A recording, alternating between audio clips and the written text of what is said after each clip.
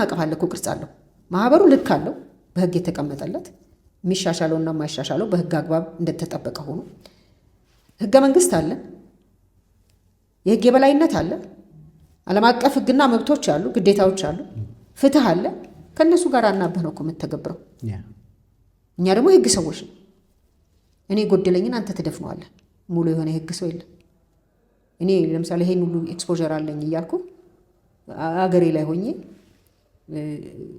ላይ ሆኜ ስፔሻል ኤክስፒሪየንስ ያለውን ሰው በሰዓትም ገዝቼ ወይም ኬዝ አውትሶርስ አድርጌ አሰራለሁ አላቅማ በቃ እንዛ ኢንቫይሮንመንት ላይ ማህይብ ነኝ እኔ እኮ ሰው ነኝ እኮ ነገር ላቅ አልችልም በልኬ ማቀው እኔ ደግሞ ቁመቴ አጭር ነው እንደምታየው አንዳንዴ በጣም ክርና አናርገው ስለዚህ እየተናበብን እኔ መሪ በሆን እንኳን እድሉን ባገኝ በነገራችን ላይ ሲወዳደር መሪነቱን ብቻ ታርጌት አድርጌ ሳይሆን እንዲሁ ማህበሩ ምን ያስፈልገዋል ማህበሩ ምን ማለት ነው ሌላ ሀገር ያሉት ማህበራት ምን እየሆኑ ነው ምን አላቸው ፕሬዚዳንቱስ ምን ኤክስፔክት ይደረግበታል መንግስትስ ምን ኤክስፔክት ማድረግ አለበት ማህበሩስ ምን ማለት ነው ህብረተሰቡስ ምን ይጠብቃል ከማህበሩ ቤኔፊት የሚያደርገው ነገር አለ ወይ ምክንያቱም ይሄ በኋላ ሪሶርስ ሞቢላይዝ ስናደርግ የሚጠቅመን ጉዳይ ነው ማህበረሰቡ ይሄ ማህበር የራሳችንን ጥቅም ብቻ ልናስከብር እንደተቋቋመን ከገባው እኛን የሚደግፍበት ምክንያት የለውም ዓላማው ከገባው ግን በእርግጠኝነት በተለይ በአሁኑ ሰዓት ድፍን አገሩ ላይ ያለው ማህበረሰብ መፍትሄ የምታመጣለት ከሆነ ያንተ ተባባሪ አባል ሆኖ ያግዛሃል ማህበርተኛው አገልጋይ ስለሆነ ባነሰ መዋጮ የበለጠ ድጋፍ የሚያገኝበት መድረክ መመቻቸት ይችላል ብዬ አስባለሁ ይሄን ደግሞ ሞክሬዋለሁ እኔ ለምሳሌ ባለፍኩበት መንገድ ውስጥ ከደንበኞቼ ጋራ እንዳልኩ ከዓለም አቀፍ ማህበረሰብ የወረስኩት ደንበኛ ማለት ምን ማለት ነው እንዴት እናገለግለዋለን ምን አይነት አፕሮች ይኖረናል የሚለውን በደንብ ስላሰለጠኑ በተግባርም በተቃቀን ትሬኒንጎችና ሴሚናሮች እንዲሁም ደግሞ አጫጭር ኮርሶች እንዳዳበር ስለረዳኝ ግንኙነታችን በደንብ መተማመን ላይ የተመሰረተ ነው በታዛዥነትና በቅንነት ላይ በመደጋገፍ ላይ የተመሰረተ ነው ስለዚህ የህግ ተቋሙን አግዙት አሁን እናንተ እኮ ብታግዙት ደግሞ የበለጠ የፍትህ ስርዓቱ ለቀቅ ብሎ ዘና ብሎ ውጤት ያመጣል ብዬ ድጋፍ በጠየቅኩባቸው ኮንዲሽኖች አፍሬ አላውቅም ለምሳሌ የከፍተኛ ፍርድ ቤት የኮንዶሚኒየም አካባቢ የተከፈተው ማለት ነው እሱ ቤንቹን አይተዋል ፓርቲሽኖችን አይተዋል እኔ የደንበኞቼ ከመላቸው አሰባስቤ ከ5 ሚሊዮን ምናምን በላይ እኔ ነው ያገዝኳቸው የፍርድ ቤቱ ህንፃ ላይ ሰራ ዲዛይን ሲደረግ ኮንሰፕት ላይ እንደው የሌላ ሀገር ፍርድ ቤቶች ምን ይይዛሉ ምን መሟላት አለበት ለጠበቃው ለሴቶች ለህፃናት ለእስረኞች ለቪአይፒ ምስክሮች እንደገናም ደግሞ ጥበቃ ለሚያስፈልጋቸው አደጋ ሊደርስባቸው ለተጋላጭ ምስክሮች ለእንደዚህ እየተባለ ምን ማካተት ያለበት የሚለውን ተሞክሮች በነፃ እንዲሰጡን አድርጌ ቶፕ 10 ቶፕ 5 የተባሉ ዓለም አቀፍ የኮንስትራክሽን ድርጅቶች ከኔ ጋር ያላቸውን ግንኙነት አድርገው ያላቸውን ዕውቀት በብዙ ሺህ ዶላር በመቶ ሺህ ዶላሮች ሊገዛ የሚችለውን ነገር በነፃ ኢንቨስት ያደርጉበትን ኮንዲሽን ለማመቻቸት ይችላል ሪሶርስ ሞቢላይዜሽን ማለት ይሄ ነው በሌላ አማርኛ በጣም ጥሩ አሁን እንግዲህ ፍትህ ሚኒስቴር ነው አሁን ኢኒሼቲቭን ወስዶ እየሰራ ያለው ሁሌ ተቀባይ መሆን ግን የለብንም አፍተር ኦል ፍትህ ሚኒስቴር ሳይሆን ይሄንን እንደ እናት ሆነ ሁሉ ጊዜ ማለት ያለበት እኛ ከራሳችን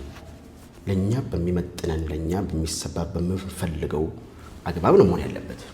ጥሩ ነው ጥናቱ የተሻለ ነገር ሊመጣ ይችላል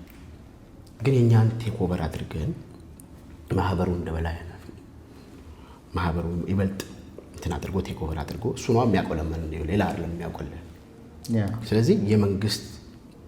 ጣልቃ ገብነት እንትን መደረግ አለበት ሊሚት መደረግ አለበት ገደብ ሊበጅልህ ይገባል ከዛ ለህግ አውጪው ሎቢ ማድረግ እኛ የምንፈልገው ታይፕ እና ኔቸር እኛ የምንፈልገው እንዲሆንልን ነው የምንፈልገው ኦፍ ኮርስ የመንግስት ስቴክ የለበትም እያልኩ አይደለም ፓርላማው እኮ ሲጀመር እንድካላለ አያጸድቁም ግን ከፓርላማው ጋር ወይ ደግሞ ከህግ አውጪው ጋር መልካም የሆነ ተግባቦት መረራታ የማሳመን ብቃት ብለህ ያልሆነ እሺ እያልክ አይነሱ ኃላፊ ስለሆኑ በቃ ጎንበስ ብለህ የምትሄድበት ከሆነ ይጫንብሃል ምንድነው ዋናው ነገር ሌጅስሌቲቭ ነው አይደለ ህጉ ነው ህግ ወጥቶ እንትን ካረ በኋላ ህግ ነው በቃ ትገዛለህ እንጂ እንትን ልትላችሁ አሁን ህጉ ራሱ ምንድነው መምሰል ያለበት አሁን ያለው እኔ እንደሚመስለኝ ቀደም እንዳልኩ ነው በመሃል የቆመ ነው ወይ ተቆጣጣሪ ማለት ስቲል አሁንም ተቆጣጣሪ ፍትህ ሚኒስቴር ነው አይደለ? ጠበቆችን ፍቃድ የሚሰጠው ፈተና የሚያወጣው የተወሰኑ ሰዎች አሉ። ግን ይሄ ሞግዚትነት እስከ መቼ ነው ያስፈልገዋል ወይ? ስለ ጠበቃው ቅድም ጠቅላይ ሚኒስቴሩ ጋር ቀርቤ ያልኩት ነገር አለ። ጠበቃው ራሱን በራሱ ማስተዳደር ይችላል፣ ማሳየት ይችላል። ስለዚህ ያንን ነገር ይሄኛው ባር አሶሲዬሽን አምጥቶልናል ወይ? ካላመጣልን አቶ ፋሲል አንተ ፕሬዚዳንት ሆነህ ብትመረጥ ወዴት እንዲያደላ ነው የምታደርገው? አማራጭ ፍላጎትህና ሎቢ የምታደርገው ወዴት ነው? ኢንዱስትሪው የጥብቅና ኢንዱስትሪ ራሱን ማስተዳደር አለበት ነው የኔ አቋም። ራሱን ማስተዳደር ይችላል። ብቁ ሰዎች አሉት። ኦኬ ምናልባት መንግስት ትንሽ ኢንቮልቭመንት ሊኖረኝ ይፈልጋል ካለ በጣም ሊሚትድ የሆነ ለምሳሌ ዲሲፕሊን የቅጣት አወሳሰል ላይ ዝም ብለህ ጠበቃውን ብለህ አታባርርም። አሁን እኮ ኢንዱስትሪው ራሱን ስለማይቆጣጠር ማንም ዘው እያለ ማንም ሰው ጠበቃ መሆን ይችላል። አሁን የሆነ ነገር ሰርተህ ይክም ኢዝሊ ብስለቱ ሳይኖር ዝም ብለህ ፈተና ተመሰለት ካልፈለት ትገባለህ። አሁን አዲስ አበባ ውስጥ ጠበቃው ተከማችቶ እንግዲህ እንዳየኸው የኛ ጠቅላላ ጉባኤ ለእኛ እንኳን የሚበቃ አንዳንድ ጊዜ አዳራሽም የለም። ያ ኢንዱስትሪ ወደ ራሱ ቢያደርግ የራሱን የሆነ ክራይቴሪያ ሴት እያደረገ ምን አይነት ኢንትሪውን ወደ ኢንዱስትሪ ዝም ብለህ እንትን ምትል ከሆነ የፍትህ ጥራቱ እንትኑ የራሱ እንትን አለው። ስለዚህ እሱን ጉዳይ መታሰብ አለበት። ራስህ ስታስተዳድር ኢንዱስትሪው ላይ እንዴት አይነት ኬፓቢሊቲዎች ናቸው መሆን ያለባቸው። መንግስት ምንም አይነት ሚና ያለው እያልኩ አይደለም። አሁንም የተለያዩ አይነት ሞዴሎች አሉ። እነሱም ሞዴሎች ማለት አይነት አለ። እሱም እኮ እንነጋገራለን። ዝም ብዬ እኔ ብቻዬን ዲዛይን አድርጌ እንኩ ተቀበሉ ለመንግስት ወይ ለገላው በርኩ አልልም። የራሴ ስራዎች እሰራለሁ እንደ መሪነት፣ ህልሙን አስቀምጣለሁ እንደ መሪነት። አፈጻጸሙ ግን ኢንኮላቦሬሽን ነው። እነኛን እሴቶች ያስቀመጥኳቸውን እሴቶች የምመራባቸውን እሴቶች ተግባር እያደረጉ ጠበቃውን ለማስተባበርና ወደ አንድ የይቻላልን መንፈስ በማላበስ ለዛ ነው ዩኒቲ እና ቲም ወርክ እንትን አድርጌ ወደ ለውጥ እንድንመጣ መንግስት ላይ ጫና እንድናደርግ ተግባብተን ከተስማማን ከተግባባና አንድነታችን ካለ መንግስት ራሱ ቢለን ይሰማናል። ስለዚህ ምን ብለን ነው የምናቀርበው ለመንግስት የሚለውን እንነጋገራለን። እኛ ቅድም አይ በዚህ አይሆንም በዚህ አይሆንም የሀሳብ ልዩነት ካለ በድምፅ ለይተን ይሄ ነው አቋማችን ብለን ተነጋግረን ያንን የመሪነት ሚና ነው የምጫወተው እኔ እንጂ ይሄንን ነው አልልህም። ግን ህልሜ ነፃ ገለልተኛና ለጠበቃውን ያማከለ ለጠበቃው ቅድሚያ የሚሰጥ ለሙያው ክብር ሙያተኛው እንዲከበር የሙያተኛው መብት እንዲከበር ኢንተረስቱ እንዲከበር አንድ የሙያ ማህበር ምክንያቱም ለባለሙያዎቹ ለአባላቱ ነው መቆም ያለበት ፈርስት ኦፍ ኦል። ያን ሲያደርግ ግን ለኢንታየር ፍትህ ስርዓቱ ወይም ለሰብአዊ መብት ወይም ደግሞ ለህግ የበላይነት አይቆምም ማለት ግን አይደለም። ግን ነፃ ስትሆን ነው ለእነኛ ነገሮች መቆም የምትችለው። ነፃ ሳትሆን ለራስህም አትሆንም፣ ለፍትህ ስርዓቱ ምንም አጋዥ አትሆንም። ሚና ጠበቃ ስራ ይዞ ገንዘብ አግኝቶ ብቻ ይሄዳል የሚለው ነገር የዛን አሁን የታክሱ ፈተና ይመጣብን። ጠበቃው እንዴት ነው ፐርሰን እኔ ምንድን ነው መሰለህ እንግዲህ የታክስን ጨምሮ ማለት ነው ታክስን ጨምሮ አንደኛው ነገር ይሄ ማህበር ከሌሎች ተቋማት ጋር የፍትህ ተቋማት ጋር ኢንጌጅ እያደረገ መስራት አለበት። ለማህበሩ አባላት ጥቅም ደግሞ መቆም አለበት። አድቮኬት ማድረግ አለበት። ከዛ ለምሳሌ በትክክል አሁን ይሄ የዚህ የቫት ምዝገባ ለብዙ ጠበቃ ችግር ሆኗል። በወር ውስጥ 5 ጠበቆች ይሄ አዋጅ ከወጣ በኋላ በወር ውስጥ 5 ጠበቆች ላይሰንሳቸውን እየመለሱ እንደሆነ መረጃ አለ። በወር ውስጥ 5 ጠበቃ ላይሰንስ እየመለሰ ነው። ይሄ ደግሞ የተፈጠረው ይሄ አዋጅ ከወጣ በኋላ ነው የሚል በሁለቱ በድርጊቱና በመነሻው መካከል ግንኙነት እንዳለ እንትን አለ መረጃ አለ። ይሄ ማለት የምር የጠበቃው ችግር እንደሆነ የሚያሳይ ነው ከሚለው ከዚያ ግን ችግሮች እንዴት ነው የሚፈቱት የሚለውን የተሄደው ከዚህ ቀደም የተሄደበትን መንገድን መፈተሽ ስለሚፈልግ ለምን አንዳንድ ነገሮች ከልብ ካለቀሱም አይገድም ይላሉና አንዳንዱ ነገሮች የምር ተሄዶባቸዋል ያልተሄደባቸውም እኔ ወቀሳ አይደለም ሰዎች የሄዱበት መንገድ መፈተሽ አለበት የሄድንበት መንገድ እዛ የጠበቃው ተፈትሾ ደግሞ ያመጣው ውጤት በሙሉ ልብ ተሄዶ ማለት ነው ይሄ ነገር ትክክል አይደለም ስንል የህግ መሰረት አለ ለምሳሌ ከ2 ሚሊዮን ጥብቅናን ለይተ ከ2 ሚሊዮን ብር በታች ገቢ ያላቸውን ሰዎች በተጨማሪ ሴት ታክስ ሰብስቡ ብሎ ማለት በሙያው ላይ የሚያመጣውን መዝገብ ያዝ የሚለው የጥብቅና ሙያ እንደ ሌሎች የንግድ ስራዎች ስላልሆነ ወጪዎችን በተመለከተ የሚያመጣው የምንሰጠው አገልግሎት የአእምሮ እንደ ወጪ ሊያዙ የማይችሉ ሌሎች ነገሮች ስለሆኑ ልዩ ባህሪ ያለው ስራችን ልዩ ባህሪ ካለው ደግሞ በአንድ ቅርጫት ውስጥ ልትጨምሩን አይገባም እንደ ባህሪያችን ለየት ያለ የታክስ አሰባሰብ ለምን ታክስ አንደኛው መርህ ፍትሃዊነት ስለሚል ፍትሃዊነት ደግሞ የነገሩ ሁኔታ ከግምት አስገብቶ በአንድ መለኪያ ሁሉንም አለመለካትን ስለሚጨምር ያንን መሰረት አድርጎ መታየት አለበት ስለዚህ የሙያ አንደኛው ነገር ማንም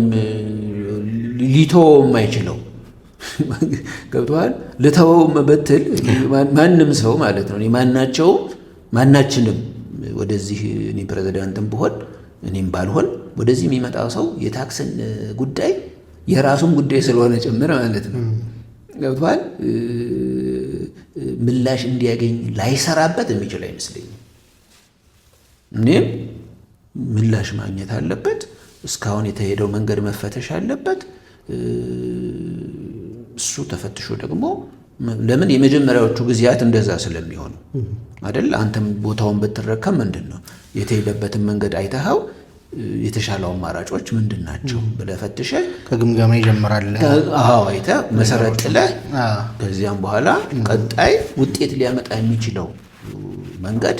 ይሄኛው ነው ብለህ መስራት ምንም ሌላ ምርጫ ያለው ነገር የተወሰኑ ጠበቆች ሳናስከብር የቀረ ነው ህጉ ስለያዘን ነው ብያላምንም እኛ ራሳችን በተደራጀ ሁኔታ ጠንካራ የሆነ ማህበር ስለሌለን አሁን የታክስ አስተዳደሩን ብታይ ዘርፍ ብለው ነው እንግዲህ ከ2 ሚሊዮን ብር በታች የሆኑ ግን በዘርፍ ይሄም ህጉ ማይፈቅድ በዘርፍ መለወጥ እንደማችል ህጉ በግልጽ እየከለከለ ጠበቃ ስለሆንክ ብቻ በዘርፍ ተቀይራ ቫት ተመስጋቢ መሆን አለበት የሚል